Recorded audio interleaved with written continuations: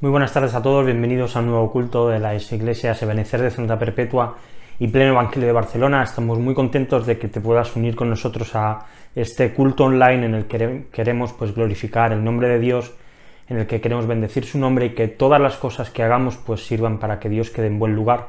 Así que te invito a que en este rato te pares de todo, que despejes tu mente, que te centres solamente en Dios y que durante este tiempo aprovechemos para poder alabar y para poder bendecir el nombre de Jesús. Así que vamos a empezar haciendo una oración como tenemos por costumbre hacer y luego pasaremos a cantar unas canciones y también a meditar en la Biblia. Señor, te damos muchas gracias porque tú eres bueno, Señor, y porque tú, Señor, realmente no hay nadie que se pueda comparar contigo. Gracias porque podemos acercarnos a ti, porque podemos parar, Señor, de nuestro día a día y estar contigo, Señor, sabiendo que tú estás cerca, que tú nos escuchas y que por medio tuyo podemos llegar al Padre. Y te queremos presentar todo lo que vamos a hacer en esta tarde para que tú lo dirijas, para que tú te glorifiques y para que tu nombre sea bendito, Señor. Te damos muchas gracias por todo, te bendecimos y te adoramos, Jesús. Amén. Pues como he dicho, damos paso ahora al grupo de alabanza para que nos dirijan un par de canciones y luego meditaremos en la Biblia.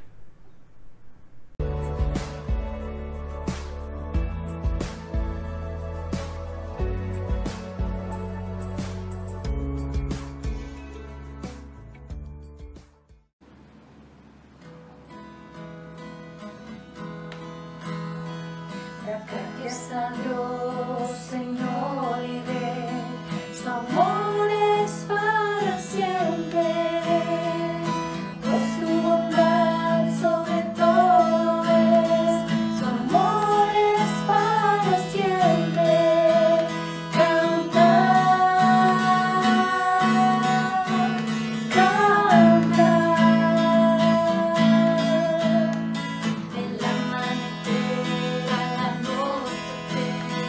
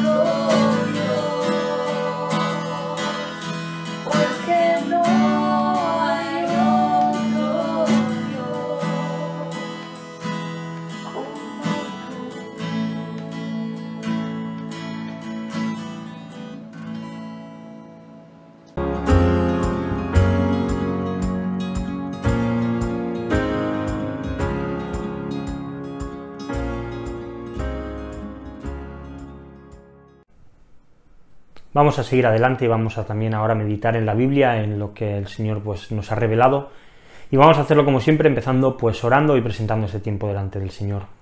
Señor, te damos muchas gracias porque podemos una vez más acercarnos a la Biblia, Señor, meditar en ella, reflexionar en ella y comer de ella, Señor, alimentar nuestra alma, alimentar nuestro espíritu, nuestra mente, nuestro corazón, Señor, de las verdades que encontramos en la Biblia y que tan buenas son para nosotros. Así que te rogamos a que en esta tarde tú hables a nuestra vida, que el Espíritu Santo hable a nuestros corazones y nos revele, Señor, las verdades ocultas que necesitamos ver, que necesitamos entender, que necesitamos creer para seguir creciendo y para seguir pues pareciéndonos más a ti. Te pedimos que tú nos hables en esta tarde, Jesús. Amén.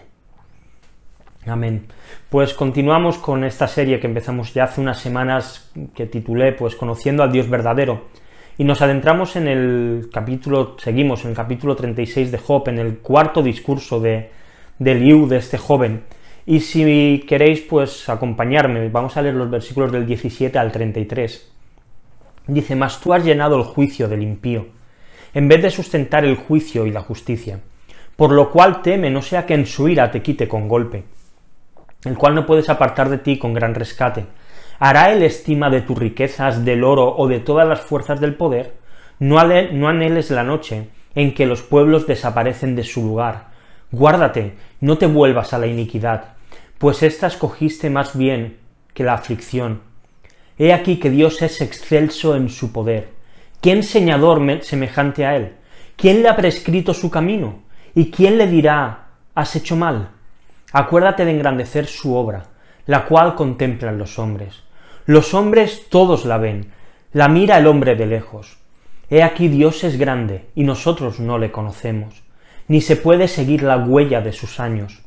Atrae las gotas de las aguas, al transformarse el vapor en lluvia, lo cual destilan las nubes, goteando en abundancia sobre los hombres.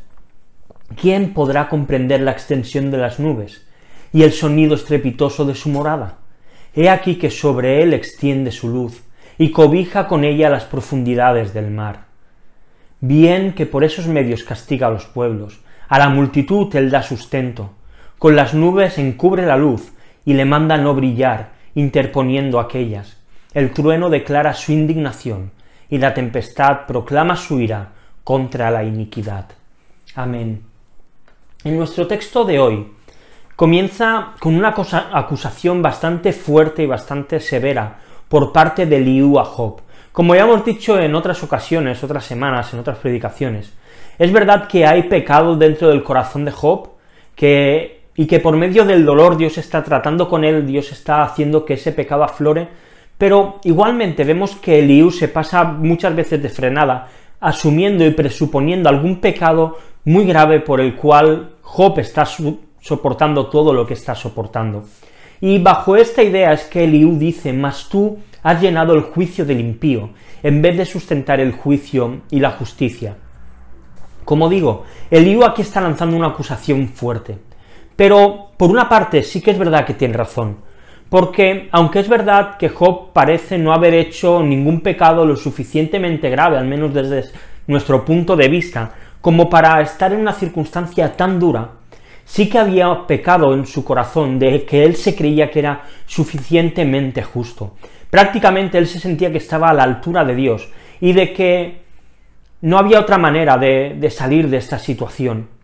En esto, por eso digo que en parte es verdad que Eliú parece que se pasa de frenada, que va demasiado lejos, pero en cierto sentido también tiene razón, porque lo que le viene a decir es que Job se está comportando de la misma manera que aquellos que no se arrepienten de su pecado.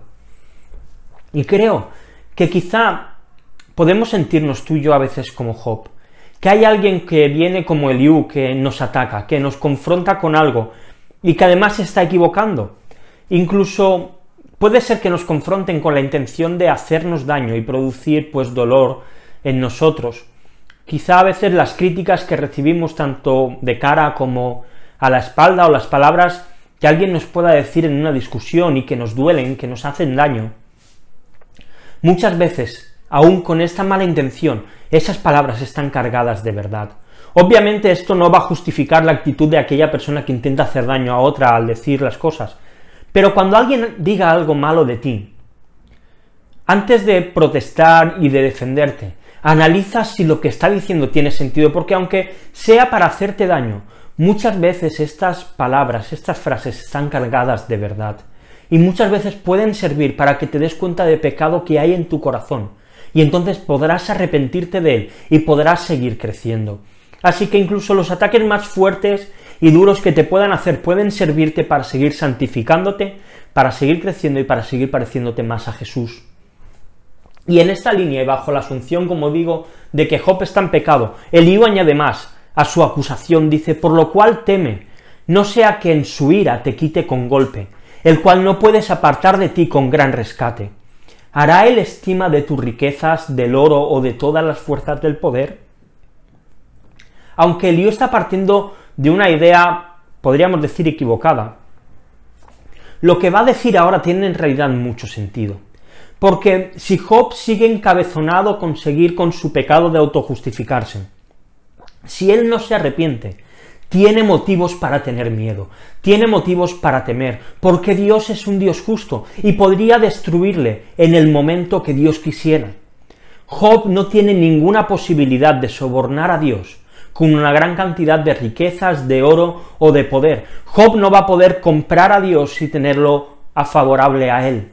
Y creo que esto es algo que tenemos que reflexionar nosotros, porque cuando vemos el pecado, muchas veces hacemos como los niños, que hacen algo malo y de repente empiezan pues a darle besos a sus padres, abrazos, a portarse como aparentemente muy bien, pero nunca llegan a pedir perdón. Y si el padre o la madre empiezan a actuar con normalidad, como si no hubiese pasado nada, el niño va a volver a hacer exactamente lo mismo.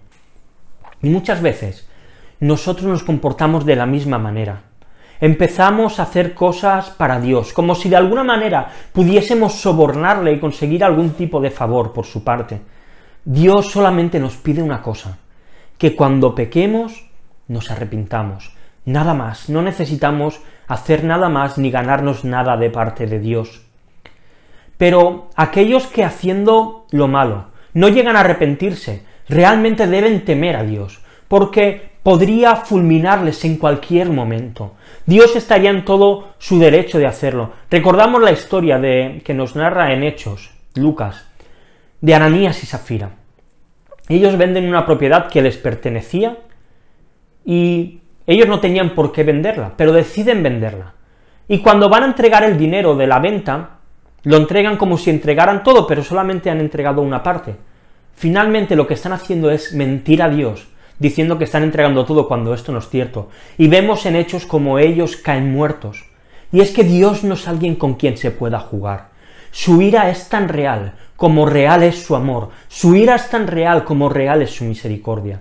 Su ira es tan real como real es su paciencia. Así que cuidado con jugar con Dios. Dios no es alguien a quien tomar a broma, es alguien a quien tomar seriamente, a quien ser reverente y alguien para quien debemos vivir. Pero esta advertencia no solo es a que Job no podía sobornar a Dios, tampoco Job se podía esconder de él. Dice el versículo 20-21, no anheles la noche en que los pueblos desaparecen de su lugar, guárdate, no vuelvas a la iniquidad, pues esta escogiste más bien que la aflicción.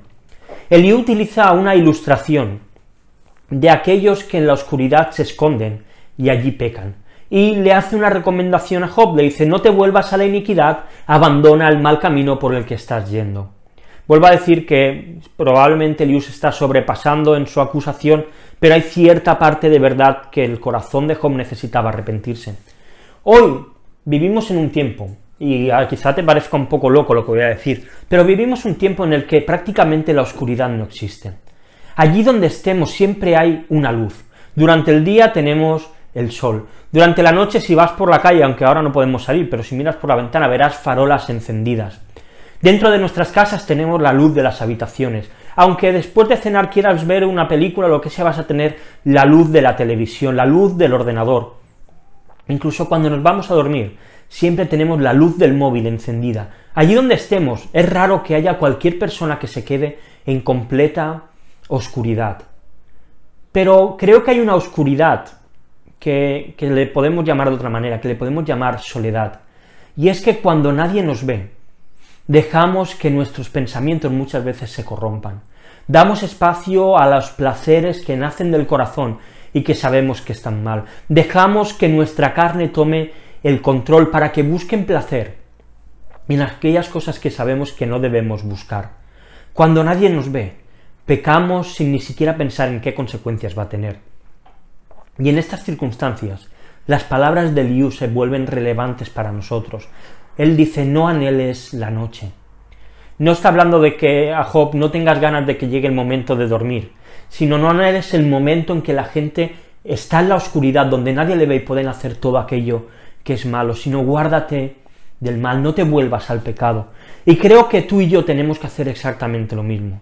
Tenemos que estar atentos para no caer en las tentaciones. Tenemos que estar alertas para no volvernos al pecado, sino todo lo contrario, no anhelar ese momento en el que es fácil pecar, sino intentar preverlo, intentar evitarlo, intentar apartarnos de ellos. Huye de los sitios donde sabes que la tentación va a ser fuerte, donde sabes que la tentación va a ser grande, donde la soledad te va a invitar a pecar. Huye de esos lugares para que de esta manera te puedas mantener santo, puro, recto, tal y como Dios nos manda que vivamos. Y tras esta advertencia, acusación, reprimenda, llámale como quieras, de Eliú a Job, ahora Eliú va a hacer un cambio de registro radical, y el contenido de su discurso a partir de ahora trae unas palabras que creo que son de las más bonitas y de las más hermosas que hay en toda la Biblia, que van desde el versículo 32 de este capítulo 36 y abarca todo el capítulo 37 por completo. Al igual que puedes contemplar una preciosa puesta de sol en un acantilado o en una playa, igual que te quedarías embobado en una cabaña en medio de la montaña en pleno invierno, cayendo una gran nevada y con tu chimenea al lado, o igual que te quedarías pues horas viendo el mar en una playa. Contempla ahora a Dios. Mira a Dios en las palabras de Eliú y quédate alucinado de lo que vamos a ver. Dice versículo 22 y 23, «He aquí que Dios es excelso en su poder. ¿Qué enseñador semejante a él? ¿Quién le ha prescrito su camino? ¿Y quién le dirá, has hecho mal?» Dios es simplemente, y es lo que Eliú está tratando de demostrar aquí, Dios es simplemente superior a cualquier otra criatura. Cuando hablamos del poder de Dios, no solamente se refiere a la fuerza que tiene Dios para llevar a cabo una acción, sino que tiene también mucho que ver con la autoridad que Dios tiene sobre el resto de las criaturas que existimos. Y esto es en dos sentidos. No hay ninguna comparación. Respondiendo a las tres preguntas que plantea Eliú, está claro que nadie puede enseñar a otros de la misma manera que Dios enseña.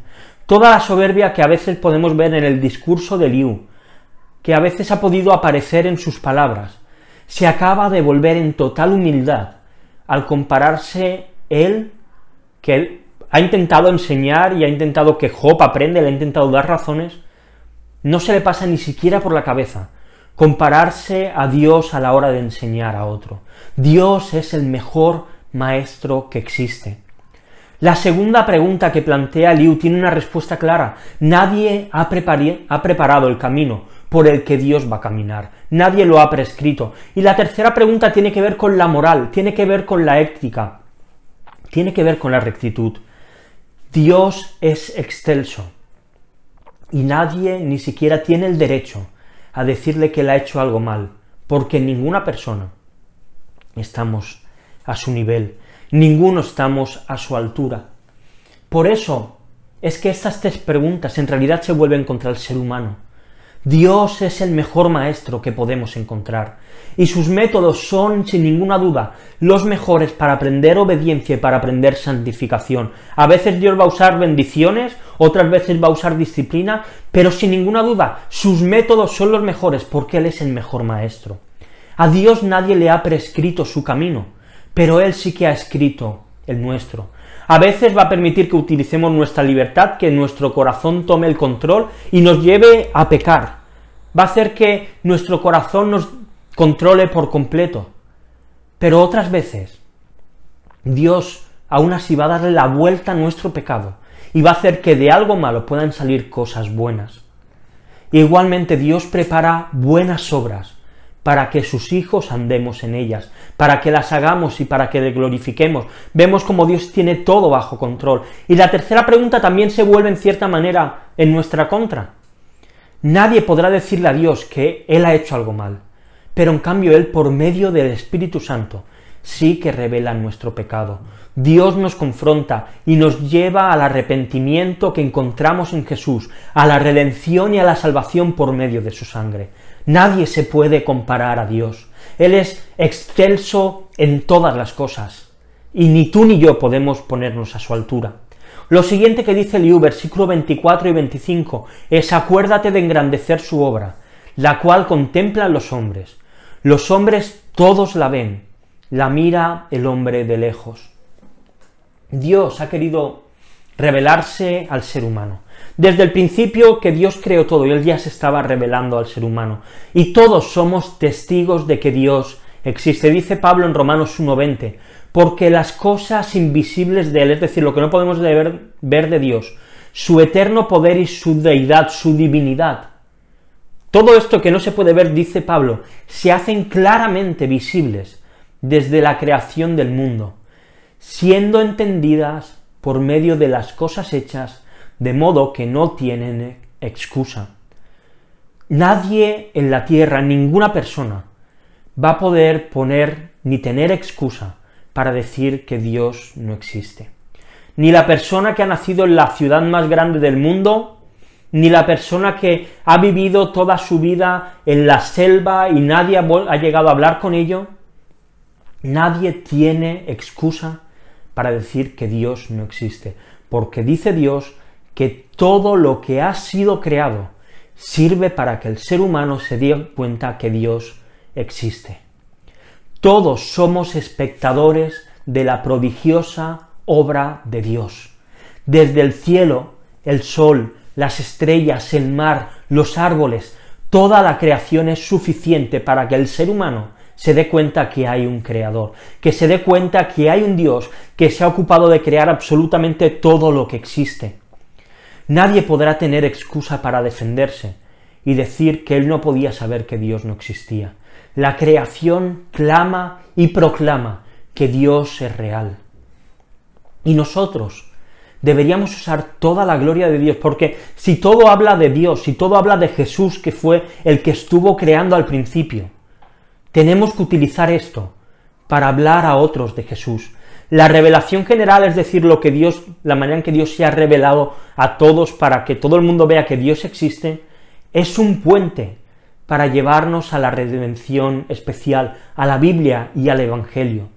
A cualquier persona que le gusta la naturaleza, puedes usar esto como medio para hablarle del Evangelio, para engrandecer la obra de Dios. Eliú le dice: engrandece la obra de Dios, y tú y yo tenemos que hacer lo mismo. Y la mejor manera de engrandecerlo es encontrar ese vínculo entre la creación, entre todo lo que existe, y el sacrificio de Jesús. Dios merece ser recordado, pero entenderle es algo completamente imposible. Dice el versículo 26, He aquí Dios es grande, y nosotros no lo conocemos, ni se puede seguir la huella de sus años. Esta es una gran realidad. El ser humano no puede llegar, es imposible que nuestra mente llegue a comprender en toda su plenitud quién es Dios.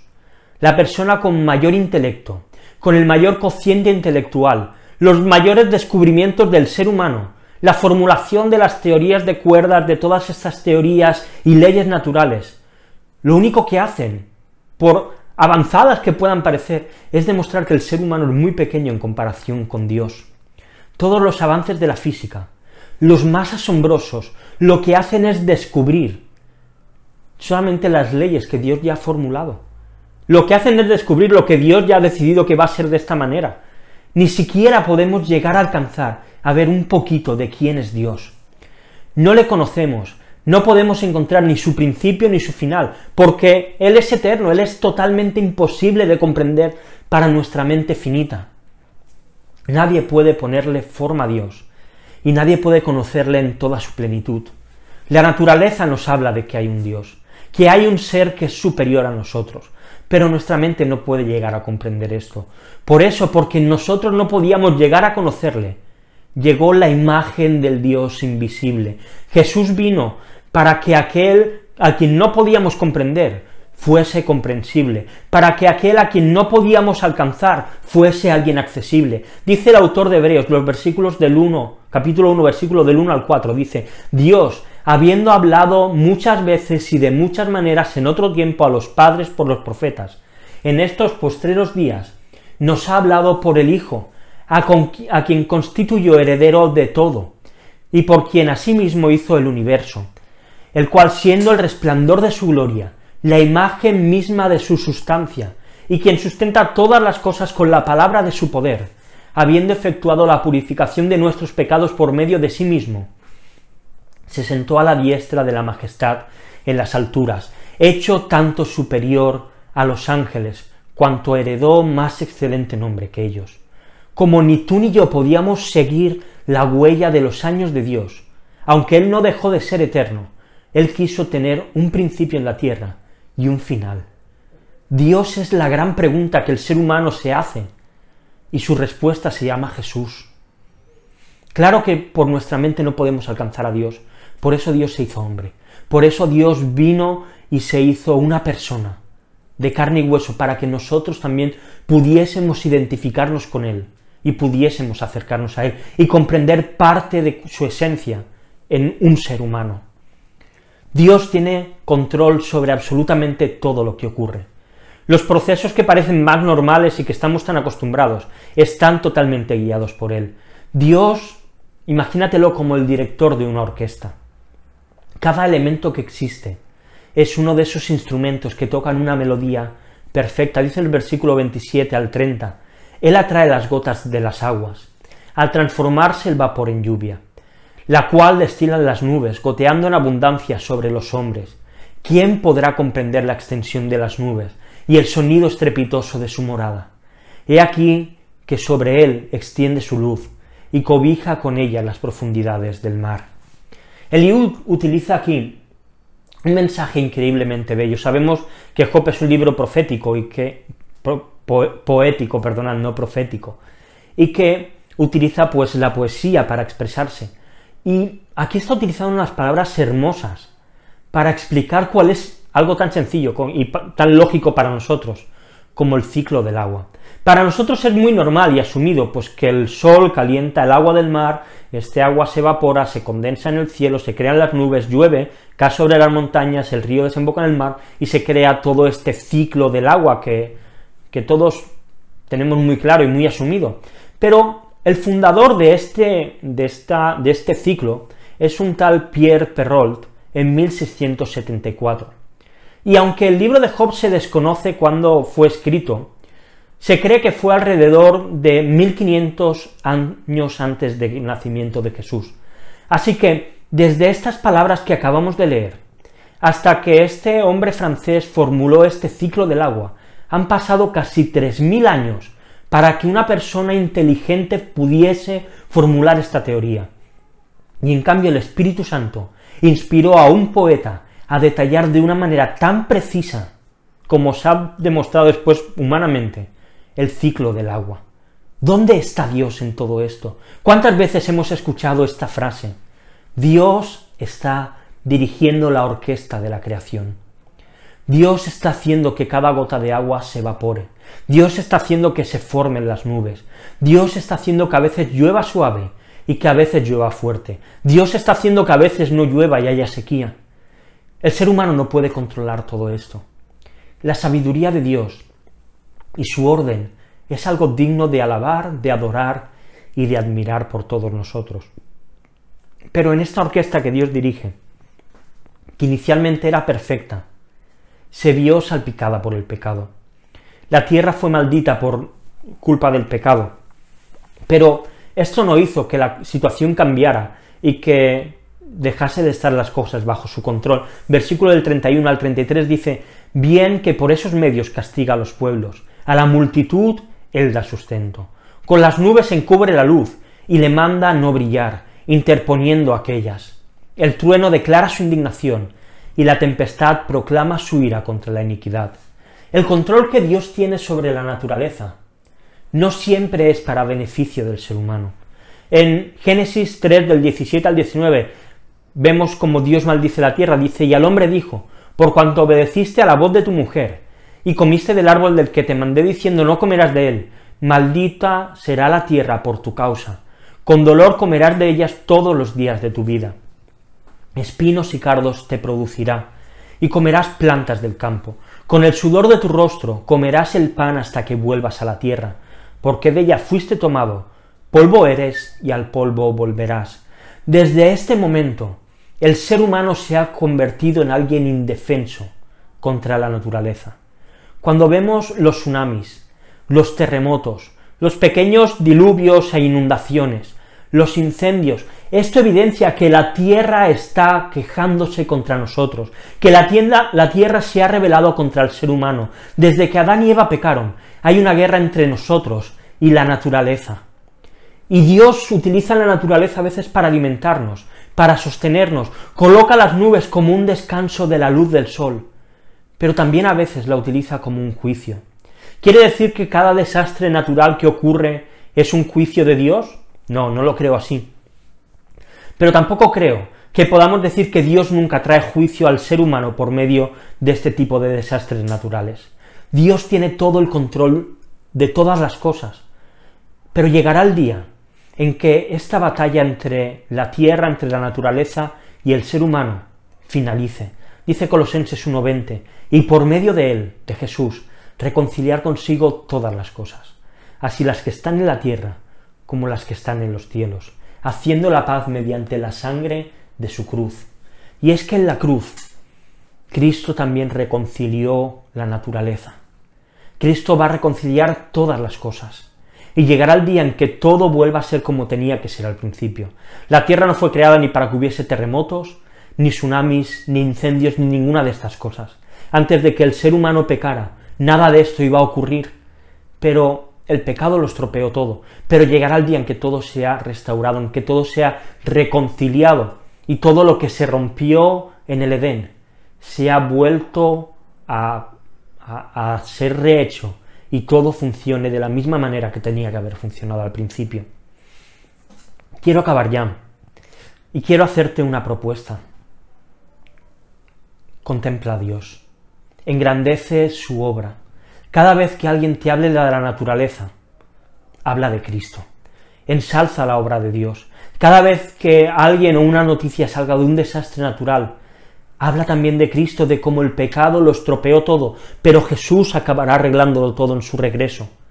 El Dios verdadero está ahora mismo como ese director de orquesta, y cada elemento de la naturaleza es un instrumento al cual Él dirige para que suene la melodía correcta, para que toque la nota perfecta, para que toda la creación le alabe y le traiga alabanza, dirigiendo cada cosa que ocurre en la tierra. Nuestra misión no es decirle a Dios cómo Él tiene que hacer las cosas. Nuestra misión no está en comprender quién es Dios y cómo es Dios. Nuestra misión no es medir cómo de grande es Dios. Nuestra misión es contemplarle, gozarnos con su creación, acercarnos al Dios que se hizo hombre para que le pudiésemos comprender, para que le pudiésemos escuchar, para que le pudiésemos hablar. Alguien que se ofreció en salvación por su muerte y que además ha prometido que llegará el día en que reconciliará todas las cosas consigo, tanto a ti, si crees en Él, como a toda la creación. Vamos a orar. Señor, gracias por tu palabra, Señor, y gracias porque podemos contemplarte, Señor, porque podemos admirarte, y porque toda la creación clama a una, que tú eres verdadero, que tú eres real, Señor, y esta, Señor, pues naturaleza que nos rodea, ayúdanos a utilizarla como un medio para proclamarte a ti, para hablar de Jesús, para hablar de que hubo un Dios que creó todas las cosas, que el pecado lo estropeó, pero que llegará el día en que todo se ha reconciliado de nuevo. Ayúdanos a contemplarte, Señora, cada cosa que sucede en la tierra, la lluvia, el día soleado, Señor, los árboles, la caída de la hoja, los mares, los ríos, todo, Señor. Ayúdanos a verte, Señor, detrás de todo esto, como tú estás gobernando todo. Gracias, Señor, porque todo está bajo tu control. Queremos conocerte a ti, al Dios verdadero, y queremos contemplarte. Sabemos que no podemos comprenderte en tu totalidad, porque eres mucho más grande que nosotros. Pero ayúdanos a disfrutar de quien tú eres, Señor, a llenarnos de ti, a conocerte, y a que todo esto sirva para ensalzar y para engrandecer tu obra y tu nombre, Jesús. Amén. Amén. Pues lo dejamos aquí. Nos vemos muy pronto en un nuevo culto online. Hasta luego.